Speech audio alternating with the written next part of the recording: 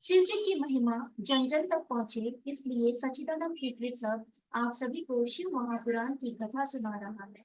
आप अगर शिव भक्त हैं तो किसी शिव भक्त को शेयर कर शिव जी और माँ की कृपा के पात्र बने। हर हर महादेव। नारद के द्वारा ब्रह्मा जी से प्रश्न। नारद जी मृत्यु लोक में पहुंचकर शिवलिंग के दर्शन करने लगे। मृत्यु लोक में उन दो भूत गणों ने नारद जी को देखकर उनसे श्राप मुक्ति का उपाय पूछा।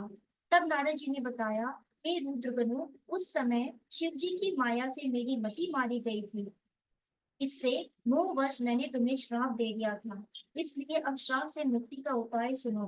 तुम दोनों मुनि के वीर से राक्षसी कुल में जन्म लोगे। तुम प्रतापवान और वैभवशाली बनोगे। तुम सदा शिव के भक्त बने रहना। कई वर्षों के पश्चात भगवान श्री राम का अवतार हुआ और तुम उनके हाथों से मारे जाओगे। जब तुम्हारा उद्धार हो जाएगा। मृत्यु लोक में नारद जी शिव तीर्थों का भ्रमण करने के पश्चात ब्रह्मलोक में गए। वहां पर ब्रह्मा जी को प्रणाम कर विष्णु स्वरूप को समझकर शिव जी की कृपा और प्रसन्नता के विषय में उनसे पूछा। ब्रह्मा जी बोले, हे पुत्र, तुमने यह बहुत ही लोक कल्याणकारी प्रश्न पूछा है। महाप्रलय के समय समस्त स्थावर जंगम नष्ट हो गए थे। सूर्य, चंद्रमा, ग्रह, तारे, वायु, पृथ्वी, जल सब नष्ट हो चुका था। केवल आकाश ही शेष बचा था। सत असत कुछ भी नहीं बचा था। उस समय केवल अनंत स्वरूप परमानंद सदाशिव ही व्याप्त थे।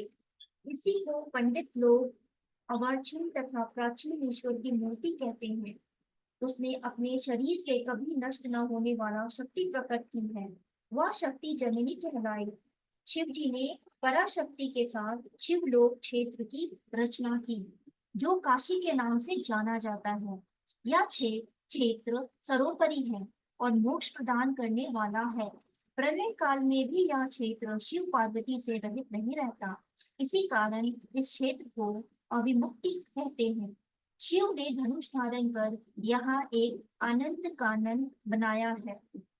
उसमें शिव पार्वती के रमन करते हुए दूसरे पुरुष के निर्माण की इच्छा व्यक्त की और सोचा कि उसे काशी का भार सौंप कर काशी में शांति से शयन करेंगे। यह निश्चय कर दक्षिण भाग के दशम अंश से सुधा रूप आसव वस्त्र किया, जिससे त्रिलोकी में एक अन्य पुरुष का अभिमान हुआ। शिव जी ने उस पुरुष का नाम विष्णु रखा। शिव जी ने विष्णु को सर्व साधन प्राप्त करने के लिए तप करने को कहा। तप करने से विष्णु के शरीर में अनेक जलधाराएं प्रकट हुई। विष्णु ने थक कर शयन किया। फिर उनमें सभी तत्वों की उत्पत्ति हुई।